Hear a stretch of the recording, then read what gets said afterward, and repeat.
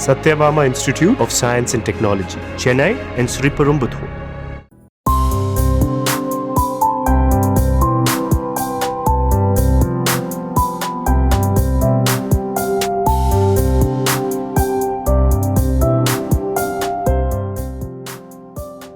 எந்த பண்டிகை, விசேஷம், திருவிழா, நல்லது கெட்டது என எதுவாக இருந்தாலும் அங்கு முதலிடம் பிடிப்பது வாழைதான். வாழை தண்டு, இலை, பூ, காய், கனி என ஒரு மரத்தில் உள்ள அனைத்து பகுதியுமே பயன்படும் வகையில் உள்ள மிகச்சிறந்த மரமும் வாழைதான்.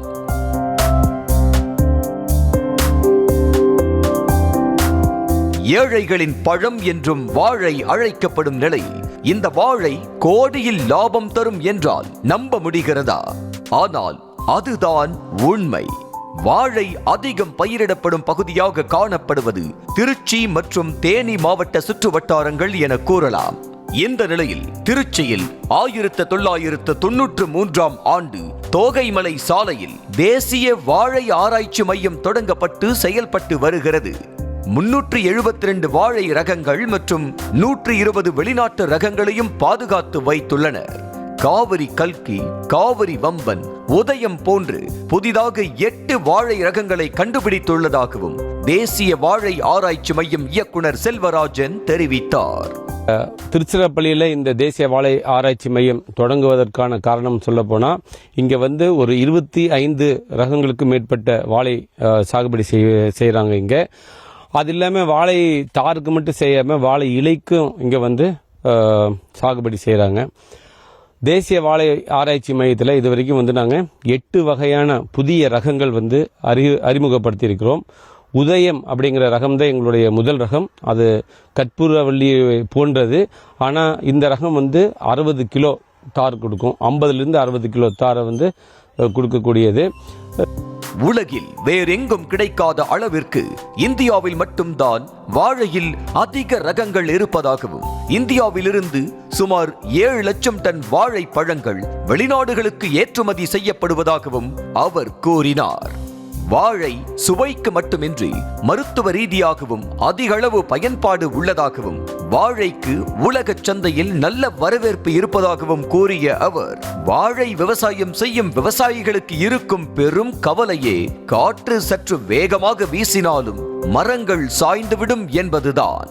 இதனை தடுக்கும் விதமாக காவிரி கல்கி, காவிரி வம்பன், உதயம் போன்ற ரகங்கள் கண்டுபிடிக்கப்பட்டுள்ளதாகவும் இந்த ரகங்கள் நல்ல மகசூல் தருவதுடன் உயரம் குறைவாக இருப்பதால் காற்றடித்தால் அவ்வளவு எளிதில் சாய்ந்து சேதமடையாது என கூறினார். இந்த ரகத்தில் பார்த்தீங்கன்னா 60 சென்டிமீட்டர் குறைவாக இருக்கும் ஹைட்டு.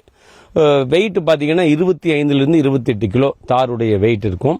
இதில் நாம் அந்த குச்சி மரத்துக்கு வாழை மரத்துக்கு கேஸ்டர் இல்லாட்டி பேம்பு ஸ்டிக்ஸ் ப்ராப்பிங் கொடுப்போம். அந்த முட்டு கொடுக்கறதுக்கு தேவையில்லை, ஏன்னா குள்ளமாக இருக்கும் வாழை. இதே போல இலைக்கு என்று தனி ரகம் உள்ளதாகவும் வருடத்திற்கு சுமார் 100 கோடி ரூபாய்க்கு வாழை இலை மட்டும் வியாபாரம் செய்யப்படுவதாகவும் தேசிய வாழை ஆராய்ச்சி மையம் இயக்குனர் செல்வராஜன் தெரிவித்தார். வாழை இலையை பார்த்தீங்கன்னா ஒரு 100 கோடிக்கு மதிப்புள்ள வருடம் 100 கோடி மதிப்புள்ள பிஸ்னஸ் வியாபாரம் வாழை இலையில நடக்குது. ஒவ்வொரு நகரத்தினுடைய பக்கத்து ஊர்களில் பார்த்தீங்கன்னா வாழை இலைக்குன்னே சாகுபடி செய்கிறாங்க. வாழைப்பழம் என்றால் குழந்தைகள் முதல் வயதானவர்கள் வரை சாப்பிடலாம் என்ற நிலையில் இந்த சர்க்கரை நோயாளிகளுக்கு மட்டும் இந்த வாழைப்பழங்கள் பகையாளியாக உள்ளது.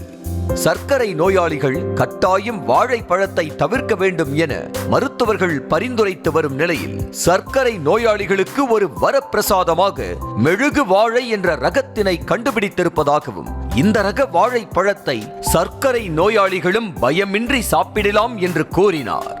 நீங்கள் வாழைப்பழம் சர்க்கரை நோயாளிகள் சாப்பிடக்கூடாது தான், ஏன்னா அதனுடைய சர்க்கரை அளவு அதிகமாக இருக்கிறது. கற்பூரவள்ளியில் எல்லாம் பார்த்தீங்கன்னா 32% சர்க்கரை அளவு இருக்குது. அதெல்லாம் சாப்பிடவே கூடாது சர்க்கரை நோயாளிகள். ஆனால் ஒரு 3 ஆண்டுகளாக நாங்கள் ஆராய்ச்சி செஞ்சு ஒரு புதிய ரகத்தை கண்டுபிடிச்சிருக்கிறோம். அதை சர்க்கரை நோயாளிகள் விரும்பி சாப்பிடக்கூடிய வாழை ரகம். அந்த ரகம் காவேரின்னு சொல்லுவாங்க, இல்லாட்டி மெழுகுத்திரி அப்படின்னு சொல்லுவாங்க, கேண்டில் பனானான்னு சொல்லுவாங்க.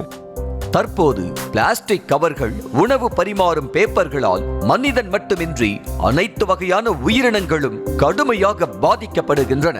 சுற்றுச்சூழல் பாதிப்பும் அதிகரித்து வரும் நிலையில் பிளாஸ்டிக் பேப்பரில் சூடாக உணவு பரிமாறி சாப்பிடுவதால் புற்றுநோய் ஏற்படும் அபாயம் உள்ளதாகவும் கூறப்படுகிறது. ஆனால் வாழை இலையில் சாப்பிடும்போது அதிலிருந்து அதிக அளவிலான சத்துகள் நமக்கும் கிடைப்பதுடன் மற்ற உயிரினங்களும் பூமியும் சுற்றுச்சூழலும் பாதிப்பிலிருந்து பாதுகாக்கப்படுவதாக மருத்துவர் அருண்ராஜ் தெரிவித்தார். கிருமிகளை நம்ம அழிக்கக்கூடிய ஒரு ப்ராப்பர்ட்டி இருக்கும். ஸோ அந்த வாழையில் நம்ம சாப்பிட்றப்ப நுண்கிருமி இல்லாமல் சாப்பிடக்கூடிய ஒரு வாய்ப்புகள் உண்டு. ரெண்டாவது விட்டமின் ஏ, விட்டமின் சி கூட அதில் உள்ளதில் மேலால் நமக்கு சாப்பாடு சாப்பிடும்போது அதனால் நமக்கு உள்ள உடம்புல நமக்கு சேரக்கூடிய வாய்ப்புகள் உண்டு. ஸோ வாழை இலையில் நம்ம எவ்வளோ கொதிக்க சாப்பிட்டாலும் அது நமக்கு எந்த விதமான கெடுதலும் பண்ணாது. விரைவில் உலகில் பல்வேறு பகுதிகளில் பிளாஸ்டிக்கிற்கு தடை விதிக்க வாய்ப்புள்ளதாக தெரிவிக்கும் அதிகாரிகள் அன்று வாழை இலையின் தேவையும் மதிப்பும் நினைத்து பார்க்க முடியாத அளவிற்கு அதிகரிக்க கூடும் என தெரிவிக்கின்றனர். இதனால் வாழையை அதிகம் பயிரிடுவதன் மூலம் உடல் நலனை பாதுகாப்பதுடன் விவசாயிகள் வாழையை பயிரிட்டு அதிக லாபம் பார்க்கலாம் எனவும் தேசிய வாழை ஆராய்ச்சி நிறுவனம் தெரிவிக்கிறது. நியூஸ் தமிழ் செய்திகளுக்காக செய்தியாளர் கதிரவன். Satyabama Institute of Science and Technology, Chennai and Sriperumbudur.